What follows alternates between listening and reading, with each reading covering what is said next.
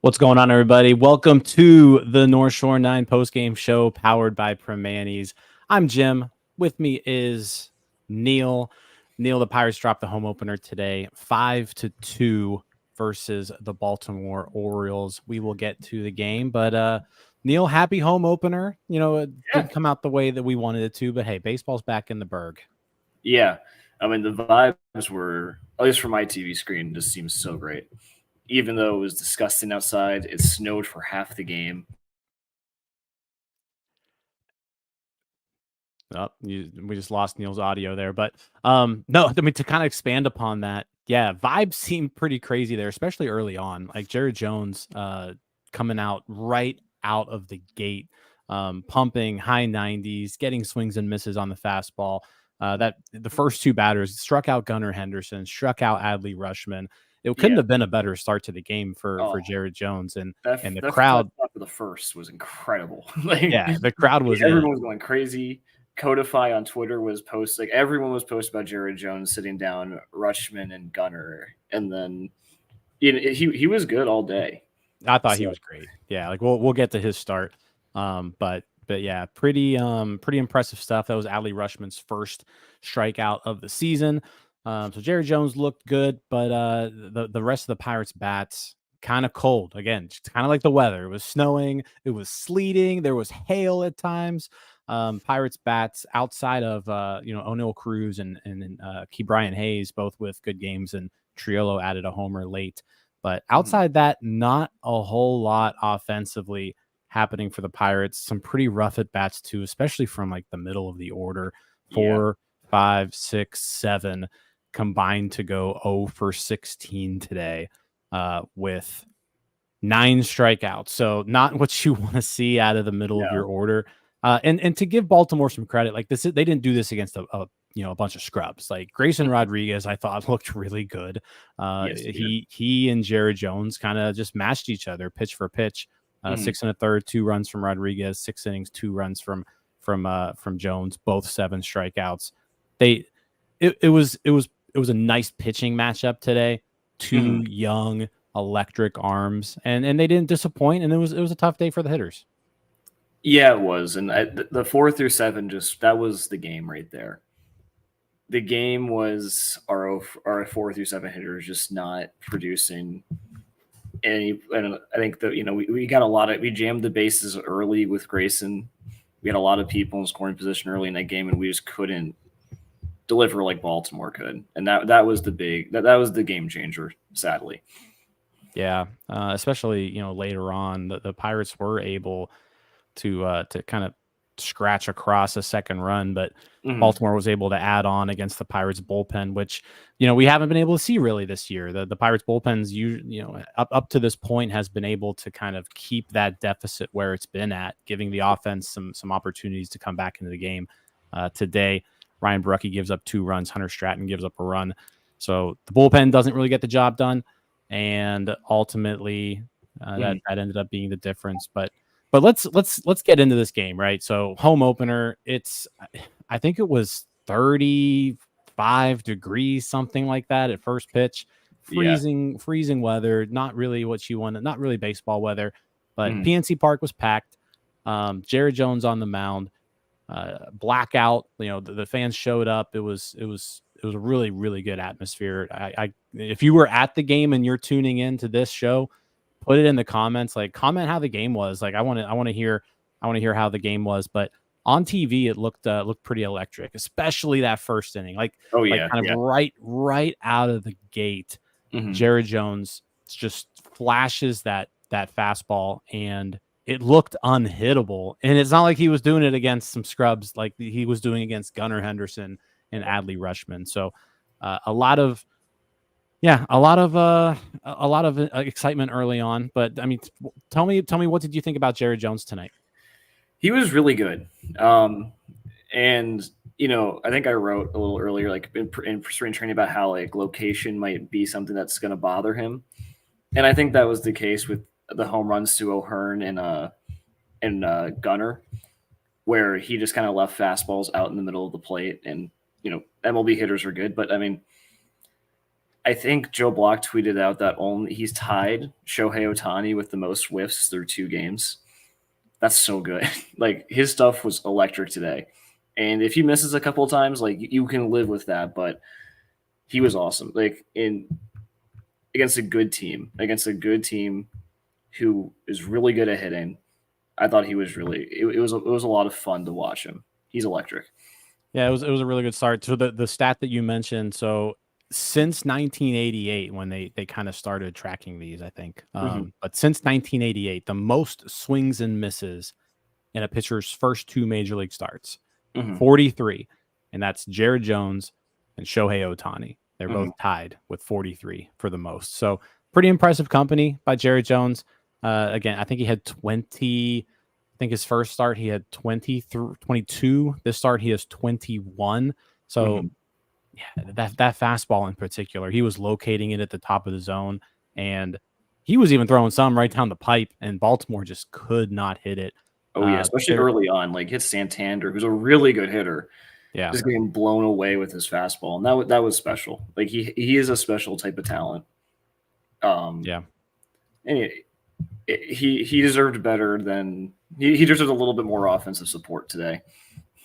Yeah, I mean he gets tagged with the loss, 6 innings, 6 hits, 2 runs, no walks. That stuck out too. Like he gave up the 2 runs on 2 solo homers, right? And that's the thing with Jared Jones. Like he throws hard, he elevates that fastball. So when you elevate your fastball, right, you're gonna get swings and misses. But it's also, if you're making contact at that high heat, it's gonna be elevated, and it could go out of the park, right? So yeah. I think this is just kind of one of those things you're going to get with Jared Jones. You're going to see the home runs, you're going to see the strikeouts. What's going to make Jared Jones, what's going to be the difference maker here with Jared Jones is, can he limit base runners so that when he does give up those occasional home runs, it's a solo shot, right? And not a 2-run or 3-run homer. Yeah, and I would say 2 things like really stood out to me. One was his efficiency. Like he got a lot of swings and swings and misses, and he went through 6 innings at only 80 pitches. Like that, and like you said, 0 walks. So he was attacking the zone. He was aggressive, but also I say his mentality on the mound. Like you could not tell that he gave up those home runs. He kind of just went back and started. He didn't just change the game plan, and that confidence from a guy that young, that's really cool. Yeah, I mean he definitely has confidence in himself. He was feeling it out there. He was feeding off the energy of the crowd. It's going to be exciting watching this kid pitch. I can just tell through 2 starts. Like there's just something about him, right? I think coming up through the minors, we all had our concerns if this guy was going to be a starting pitcher or not. Something over the offseason happened to that fastball in particular. Yeah. To make it just absolutely elite. And like this guy's a starting pitcher now. Like he's good enough. He's going to start. Now it's just a matter of like, how good can he be? Yeah. No, and like you said, like it's going to be like that thing where he's always going to be a little limited. There's going to be that home run problem, but even if he has that home run problem, he's sitting like, under a 4 ERA with that many strikeouts. That's still like a really, really important piece to have around. Yep. So I'm excited. Yeah, I compared him like Jacob deGrom last. Like he's not quite Jacob deGrom, but like I mean, through 2 starts, he's like a Jacob deGrom light. Let's go ahead and say that. Like I have seen enough that I would give him an extension right now. Seriously, I know it might be a little hyperbolic, but if we could put him on like 10 years on the table right now, I would take that risk every day of the week. And to be honest, like if you're starting him opening day and you don't have any plans on sending him down, like he's using up a full year of service time right now. Like I mean, I don't know if you approach him with with an extension right now, but yeah, he looks good. Like he looks like someone who could be a mainstay in this rotation for years to come. And again, it's just 2 starts, and maybe we're really overhyping this, but the stuff is incredible. It's obviously elite. The numbers that he's putting up. We really need to be excited about Jared Jones going forward. So yeah, I mean, when your fastball is grading out at the same level as Spencer Strider, you know you're doing something right, and that's a special talent to have. So, yep.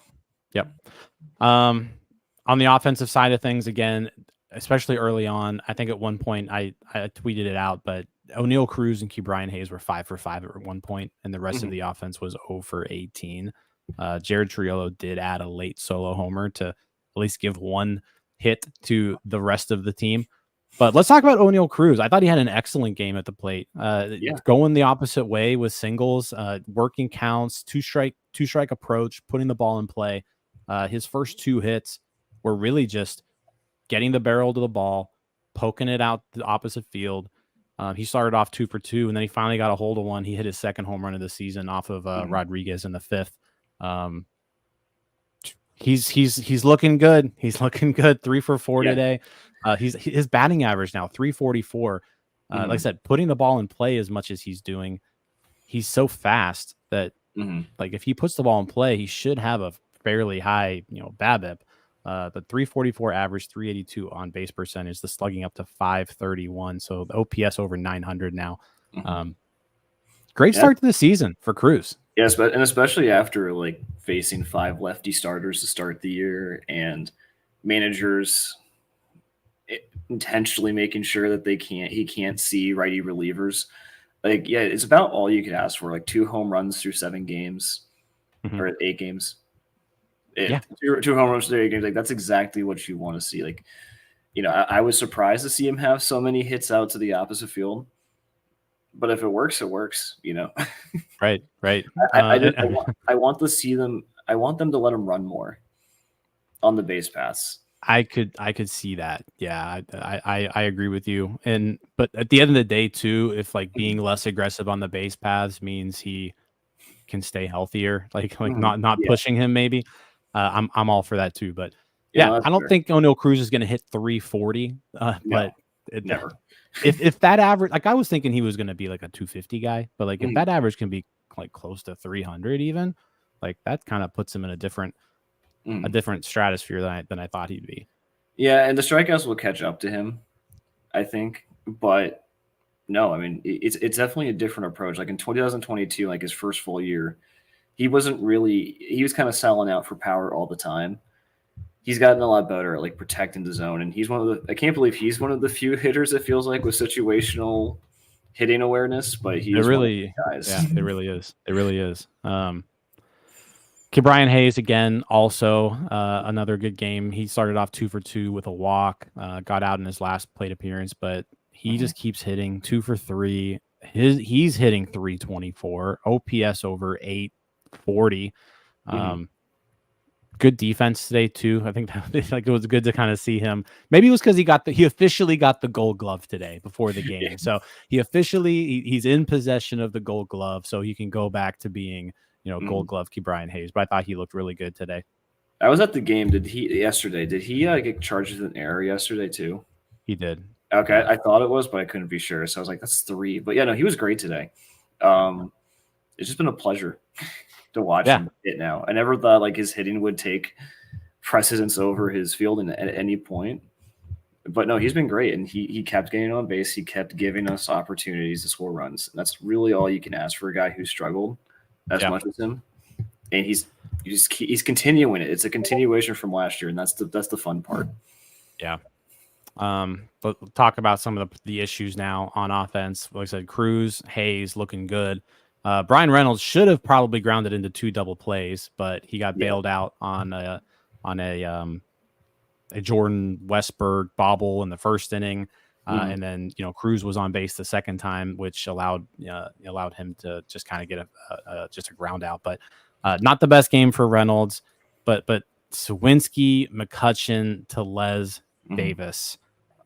Woo, rough game for those 4. Like I said, they combined to go 0 for 16. with 9 strikeouts. I want to talk in particular Jack Sawinski 0 for 2 with runners in scoring position. He's now 1 for 9 on the year with runners in scoring position. Andrew McCutchen looked lost at the plate, 0 for 4. He's now 1 for 8 with runners in scoring position on the season. So just Sawinski and McCutchen, not great starts to the season. And when you have them 4 or 5 in the lineup, they were up to bat in big situations today, and they just really they were bad at bats. Like they didn't even really put together good plate appearances. They seemed kind of overmatched the entire game. Are you concerned at all? And there's people saying that McCutchen's washed, and I'm not going to go that far, but like it's early on. McCutchen looks pretty bad. Like what are just early season thoughts on Kutch? He's always been a slow starter, but he just hasn't looked competitive outside of one game where he got 2 hits.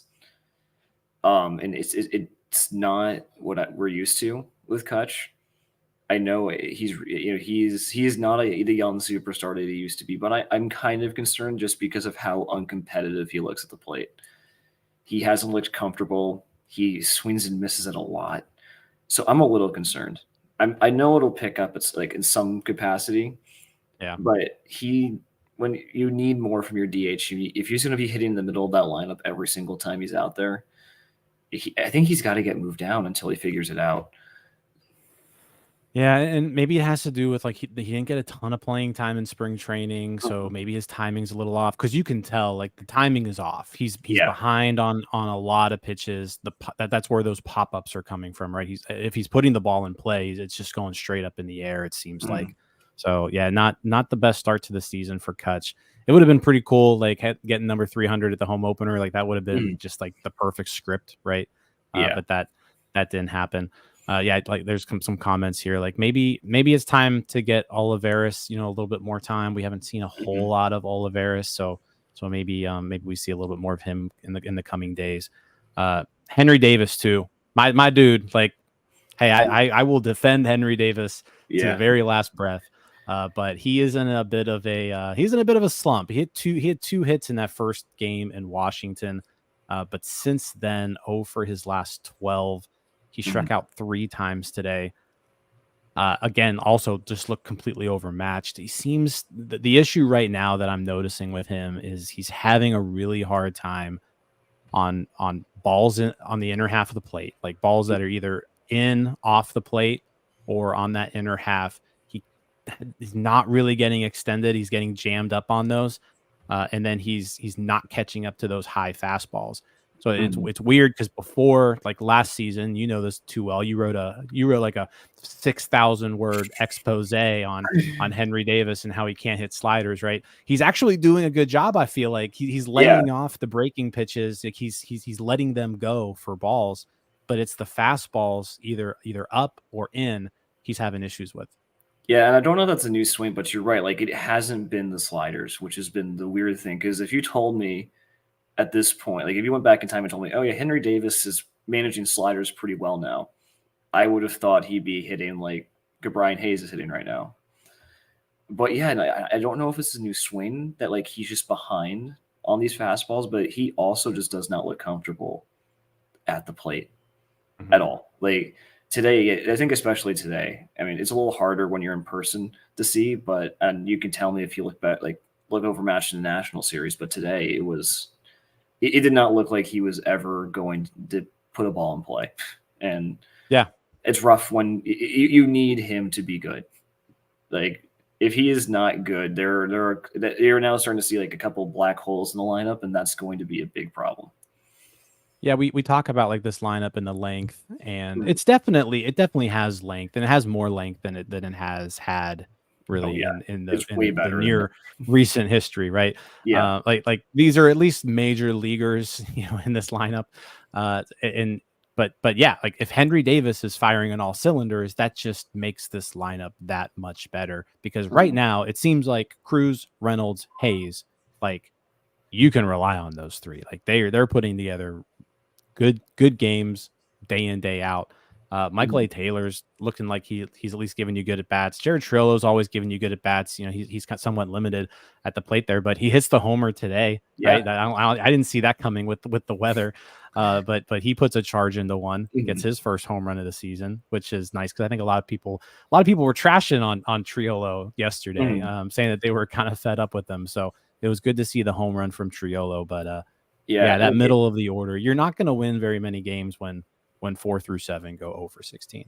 Yeah, and it's nice that it was pretty competitive despite like a 2-1. Like there was like full on belief. The crowd had gotten back into it. Like you kind of felt like, all right, Grayson's gonna be getting a little tired.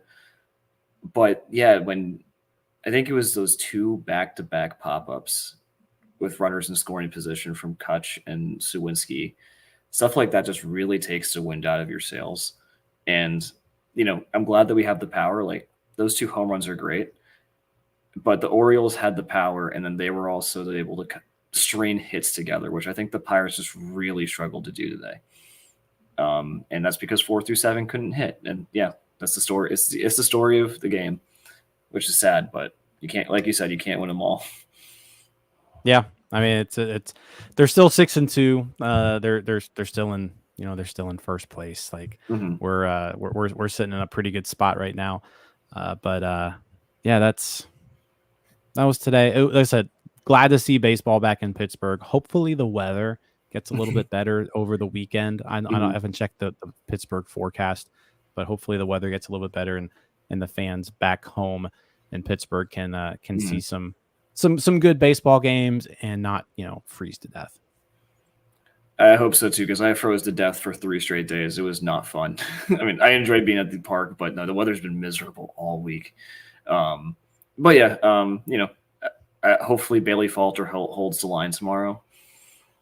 I'm not confident, but I'm yeah. So Bailey Falter tomorrow against Tyler Wells, game 2 of the series. Baltimore's now 5-2, Pirates 6-2.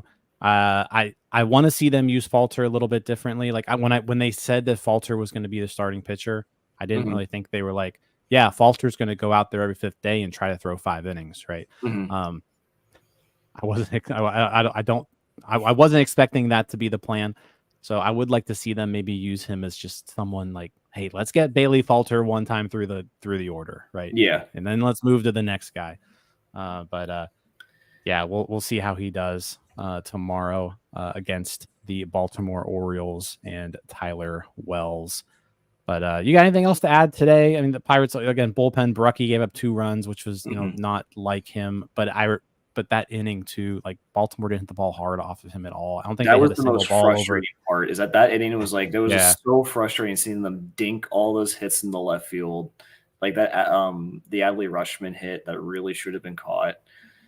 It was frustrating, and sometimes I think the Pirates had a lot of that luck in the National Series and the Marlins series, so it's going to come around. But I'm still not really worried about the bullpen.